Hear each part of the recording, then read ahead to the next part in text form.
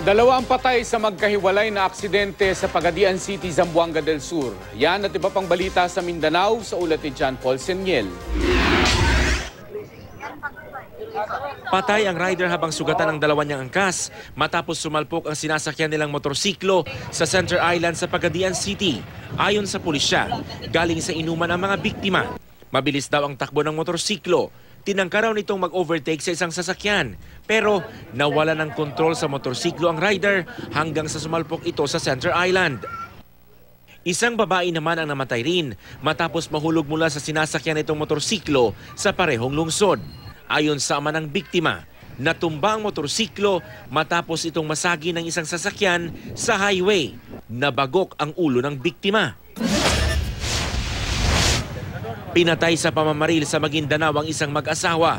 Sakay raw ng motorsiklo ang mag-asawa na mangyari ang krimen. Kasama nila noon ang 7 taong gulang nilang anak. Nakasakay raw ng kotse ang mga salarin. Nakaligtas naman ang bata. Inaalam pa ng pulisya ang motibo at kung sino nasa likod ng krimen.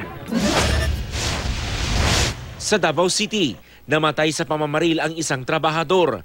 Base sa investigasyon, 2 tao ang posibleng nasa likod ng krimen. Inaalam ng pulisya ang motibo sa pamamaril. Ayon sa pulisya, nahaharap sa kasong pagnanakaw ang biktima at konektado raw ito sa isang armadong grupo. 3 mangingisda ang inaresto sa buy-bust operation sa Margo sa Tubig sa Zamboanga del Sur. Nakuha sa kanila ang 50 gramo ng shabu na nasa 140,000 piso ang halaga. Inamin ng isa sa mga naaresto na nagbibenta siya ng ilegal na droga. Itinanggi ng 2 na pusher sila pero inamin nilang gumagamit sila ng droga. John Paul Seniel, Nagbabalita, Pilipinas.